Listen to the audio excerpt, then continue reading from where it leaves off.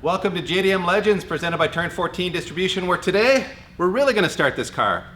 Maybe, kinda, sorta, I don't know. Watch to find out.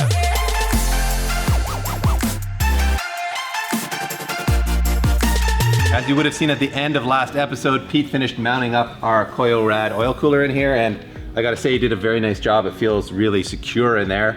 And as you can see, we've got a nice straight shot of air into the duct to the cooler.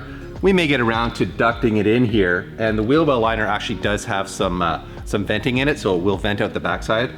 However, I have a buddy, Dave Hanna, who tracks his Supra all the time, and he has an oil cooler in the exact same location, and he hasn't ducted it from the front, and he says it still does an exceptionally good job. So I don't think that's a really high priority for us.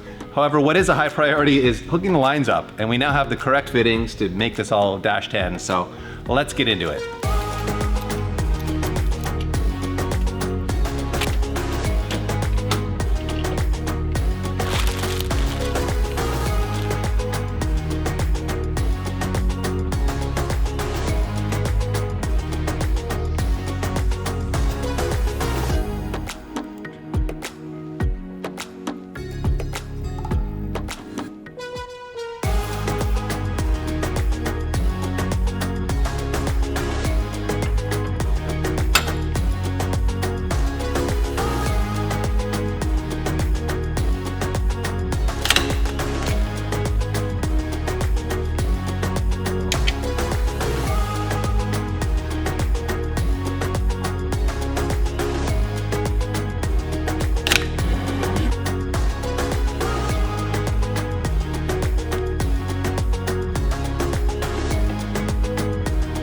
Well, that wasn't so bad now, was it? We got our PTFE-10 lines hooked up, and of course the advantage to these guys is they are smaller, but they are a little bit stiffer. So I do love them for the room we had here. And these banjo fittings, I think were the way to go. When I looked what I was gonna order, I was gonna order the 90s again, but then I saw these banjos, and I think they're even tighter radius than those 90s. And as you can see, they fit up so well here. They're absolutely perfect for this job. So I'm just about to do a final install on the Vibrant oil sandwich plate adapter. And as you can see, we do have a Link oil pressure gauge or sensor in here, and also a Link oil temperature sensor. The really cool thing that we forgot to mention in a previous episode about this sandwich adapter is this right here. I'm sure some of you have installed sandwich adapters before. You tighten it here and then it loosens up every time you take your oil filter off, and it creates a very, very annoying situation. What Vibrant has done here is kind of brilliant. They've included this little locking tab. As you can see, there's a little spot for it right there. And when you put this in afterwards, now we bend this up onto here, and that prevents this from backing out. So once you've tightened this up, you just bend this up into place, which is gonna be a bit of a headache to do down in here, but I still think it's worth it. And now this is locked and it's never gonna back itself out. So super cool, innovative idea, Vibrant. That's it. Our oil cooler install is complete. Quick thing to note, I did talk about isolating these with some rubber, and this is what I use. So these are washers that have some rubber on the one side, and it's quite brilliant actually, and that gives it the ability to isolate quite nicely. They're on both sides here, everything's bolted up, the lines do run nicely underneath there. One of the items that we forgot to install was this Freed Engineering overflow tank here, and this one bolts up really nicely in this area here. If you guys recall, on the other Supra, we were wondering where the hell do you put that massive reservoir that most Supra guys delete when they go single turbo or when they go front mount. So this is a very nice solution, because now this guy's gonna live here. Now we're just gonna run a line from here all the way to the rad, and we are done. You guys may have noticed in the last episode, we did not plug this coolant port right here, and that was because I didn't have the right plug. I had a bunch of vacuum caps, but those ones degrade very quickly with coolant. So I went out and ordered this from Dorman, and these are actual proper, what they call bypass caps, and these are for coolant, so they are rated to withstand coolant, so you're not gonna have an issue, which I think is a great solution here. we are moving on to the ignition system, and for that we are going to be using these Ignition Project individual coil packs. This is part of their Hexa pack, as they call it, and it converts the ignition system from the OE system, which you may recall has a separate igniter and then 3 coil packs. So there's 1 coil pack per 2 cylinders. And that means you're not necessarily getting as much spark as possible to each cylinder the way you do with an individual coil pack on each cylinder, the way we are with these. And these are, of course, a much more powerful coil pack as well. So these are going to deliver all the power we need to our engine, even at the very, I shouldn't say very high horsepower, but at the high enough horsepower level that stock system was just not going to keep up. So this is definitely a worthwhile upgrade, and it does come with this nice little mounting bracket that I put the coil packs in temporarily. I do need to take these out to install this on there, and it also comes with a little a sub harness.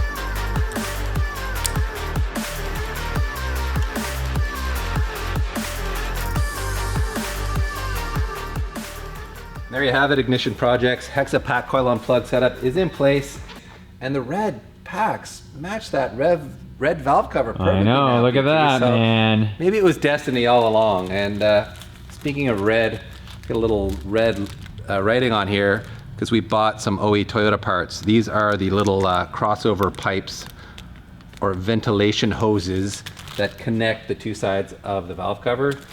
So those get really hard, like basically petrified. I couldn't even remove them. Yeah, you pretty much had to cut them off. Broke them, yeah, I remember. So we went and spent the big bucks. How much did these cost, BT? Do you recall? They weren't grossly expensive, but they also weren't cheap. I think they were like $25 each or something. Yeah, for this little guy. Yeah. And they're made of like a very soft, pliable rubber, which maybe is why they don't take the heat that well. But in any case, it's always, I always enjoy putting a fresh OE part on a motor. One of the often overlooked upgrades that people tend not to do is upgrade their wiring harness, and we have done exactly that because of reasons such as this. You can see connectors are literally falling off of our original harness. This is for the ignition system. It was super cracked, and everything else feels brittle and hard, and the last thing I want to do is have electrical gremlins to deal with when we're starting this car up, because as we all know, that's a nightmare. So I turned to Wiring Specialties and picked up one of their harnesses, and as you can see, this is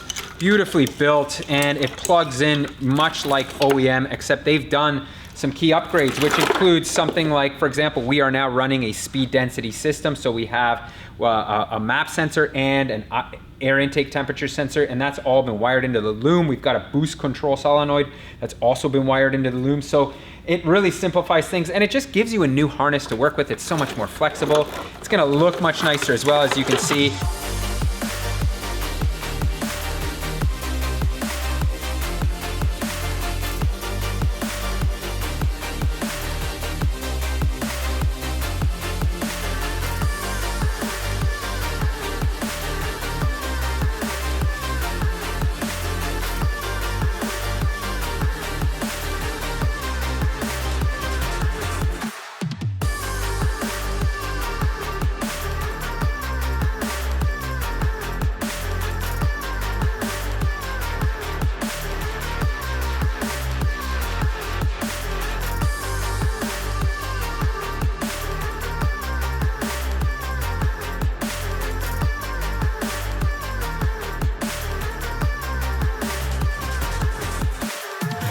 That certainly took a lot longer than we expected, and that is partially because, pro tip, if you're going to pull your charge harness out like we did, which is this right here, and also your negative terminal, that itself runs down and along the engine. It comes out with the engine, and we had put everything in together, and then we tried to put this harness back in there, and there was like a ground that was an absolute disaster to get to. We fought with it, so if you're pulling that out, put it on before you put the engine in.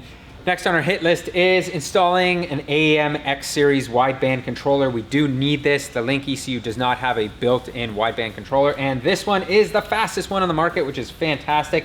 Pretty simple stuff here. This goes into the downpipe. We already have a bung there for it, and now we need to take the wire and like run it into the cabin.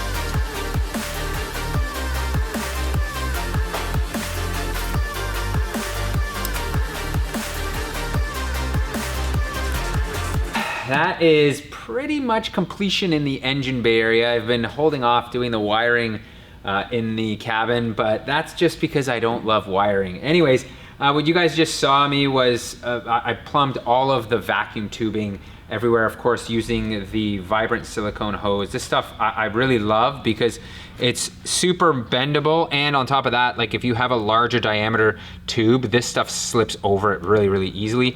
You may notice though, there is a boost control solenoid missing here. There's supposed to be one right here. And I forgot to order it, truth be told. So I hit up Blink. I should have one very, very shortly here. And of course, you guys saw once again, we used a bunch of heat sleeving. The last thing you want is one of these lines burning off when you're on the track, and then boost problems do happen. So I think we're covered off in this area here. There is one last thing we have to undo though, and I'll let Dave explain that. That's right, we do have one last thing to undo, and that is the heat wrap on our wastegate recirc tube here. And that's because the Spice Man, Aaron Weir from Vibrant Performance, reached out after seeing the episode where we wrapped this, and he said the bellows in here, which I'll show you in a moment, which is a Vibrant product, doesn't do well when it's heat wrapped, because what happens is the heat in this pipe will look for the path of least resistance to get out of the pipe. And when it's wrapped like this, it's trapping all the heat in there, and it goes to the bellows. And so it overheats the bellows, and the bellows will fail prematurely. So to prevent that from happening, because really this pipe isn't going to see, you know, the same huge amount of flow and temperature as the main downpipe will. So we figured we'll be perfectly safe to unwrap it. He even said really it's best not to coat it, but it's coated now. So we're gonna find out. We'll keep an eye on it. I don't expect we'll have a problem with the coating, but this was probably gonna trap too much heat in there and maybe cause a failure. Jumping into the interior here, it is now time to install our ECU. And as we've mentioned before, for that we're going with a Link G4X Supra Link. So this is designed to be a direct plug-in unit for these Mark IV Supras in the manual only. So it does not work on an automatic Supra. And as you can see, it comes with you know, their board here, and it comes in this black housing with an OE style plug on it. So it'll just plug into the factory loom, and it's designed to use the outer metal housings from your factory ECU. So Pete's already swapped over this side of the factory ECU box, and we'll swap over the top side obviously when we're done.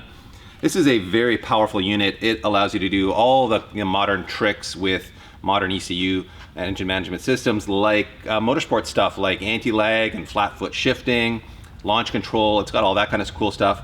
And more importantly, it's got very sophisticated boost control. It has 5D boost control tables in it that you can switch. There's 3 of those that you can switch between. So you can have multiple tunes on there. You can have multiple tunes on there for different fuel types.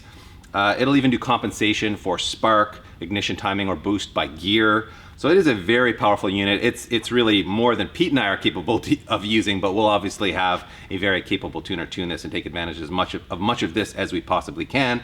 And you can see it also has these very handy little expansion pinout areas here that we're going to use Link's expansion loom on. And what we're going to use that for is to wire in some added gauges, or not gauges, sorry, some added sensors that we want to have the ECU have access to for, you know, better tuning, basically. Wiring is complete, and I've got to say, for a complete noob like myself, it was not that difficult at all, thanks to Wiring Specialties and, of course, Link. The harness that they make has all of the consecutive numbers on the wiring, so you can't go wrong with it, which was really, really great. I just had to make 2 splices into here, one for a ground for our AAM wideband, and this wire right here is for that high-low fuel pump control. Everything else was plug and play. The wiring, the expansion loom here from Link, wired in very, very easily. Got to give a shout out to Forrest over at Link, who walked me through a couple steps. As I said, this is like my first real attempt at wiring a bunch of stuff in, and he just explained a couple of things and it just made everything clear and ready to go. Cool thing about the Wiring Specialties harness as well is it moves this igniter inside the cabin here. This usually resides in the engine bay off on the strut tower, and this now is moved inside here, so it kind of like keeps it out of the elements, which is great. As you can see, it's time to put coolant in this thing, and for that we're using our airlift system, which allows us to do a couple of things. First of all, it draws all of the coolant and air out of the system. You can see the hoses here are fully compressed, and the gauge is showing no drop in pressure. So we know we have an airtight system here. We don't have any leaks in it. So we were good to add coolant back in there.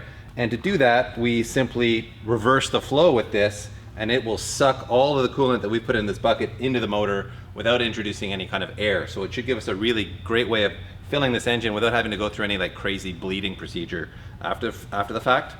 And as for coolant, of course, we are using Xerox by Valvoline. We put this in all of our vehicles and in the correct formula. This, as you can see, is their Asian vehicle formula designed for Toyota's Lexus Scion. On the back, you can see it works in a lot of other Japanese vehicles. Here goes the fun Fire part. in the hole. Woo, look at that. It really draws it in there aggressively. You can see it'll like draw it down quickly. Look at it. Yeah. It's moving fast. Yeah, it's pretty impressive. And then our hoses will start filling up fast too. Yeah, you can see there is action happening there. Okay, we are getting close to firing this thing up. The last thing to do here is to configure the Link ECU, and we're like chimps. We don't know what we're doing, so I called in a professional. That's Franz from Diebold Autosport, and he is now in here taking care of business, which means like getting the injectors set up properly, getting the timing done. He's already pointed out I made some small little errors wiring things up, so I'm gonna go in and change that. And within, what do you think, Franz? 20 minutes-ish? We should be ready to fire this thing up, or what? Yeah, we just gotta set up the triggers and we should be good to go. So we hit a small snag here. Franz noticed that we were not getting any spark to our ignition, and that was because we have ourselves a factory igniter built into the harness, which is what you would normally have on a stock Supra. The Ignition Project's coil packs have their own igniter. So what I had to quickly do is just jump some pins. We have now confirmed that the Ignition Project's coil packs are firing. The next step for us to do here is just to make sure that our physical timing, so the timing on the crank pulley is the same as being shown in the computer. If you don't get that right, that's how you blow a motor. You think you're only at 5 degrees timing, but you could be at 15 and things go bad very quickly. So we're gonna do that real quick, and then it's gonna be first fire up here. All right, guys, it's the moment of truth. Franz has set everything up in the Link software here, so we are ready for the first startup. This is a little unnerving. Let's just turn the key and see what happens. Here we go. All right.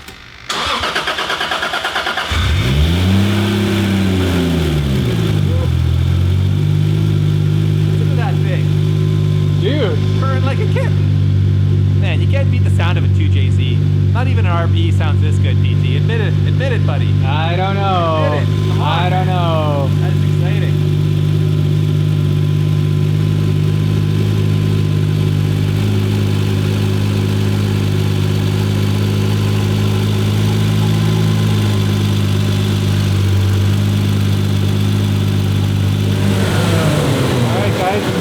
Breaking in these GCS cams. Instructions, so we have a very RPM between 1500 RPM and 4000 for 10 minutes here. You can see our DEI heat wrap is smoking and everything's looking good good here. Well guys, I hope you enjoyed that first startup because I know I did. Man, it feels good to finally get this thing started. It feels like it's dragged on a while. And it's not like we've reinvented the wheel or built a complete motor, but somehow taking care of all these details does take time. But what's the saying? 90% of the work gets done in, or the last 10% is what is 90% of the time? Work. Yeah, something like that. Yeah, and that really is true. I think it's probably doubly true with a turbo car like this where there's lots of detail work that needs to be taken care of. But man, the motor sounds great. We did break in the cams fully and everything just seems to be good other than a small coolant leak at the back here. You can see that this hard pipe got crushed probably when the motor was coming in and out, although it was like that I think before. I think it was like that before, yeah. Yeah, but you can see there's a little bit of coolant there, so we'll fix that up. There's lots of other little details that have to be taken care of, like we need to put a boost solenoid in. Pete has a really cool idea for an air intake box that we'll show you in a future episode. I'm really looking forward to that because it's going to give it a really cool OE look. And speaking of OE looks, we took our engine cover back to Luke at 242 Customs because the gloss black was just tweaking our OCD too much, especially with all the satin black finish on the charge pipe. So we had him painted satin black. And as a celebratory moment here, let's throw this on the motor, show you how it looks. I think satin black, all the things, because that looks so much better to me. Oh dude, yeah, that looks way, way better. It wow. Really does. Very OEM. Yeah, I like it so much. In fact, it's tempting to maybe black out the valve covers too, the red be clashing with the red of the chassis.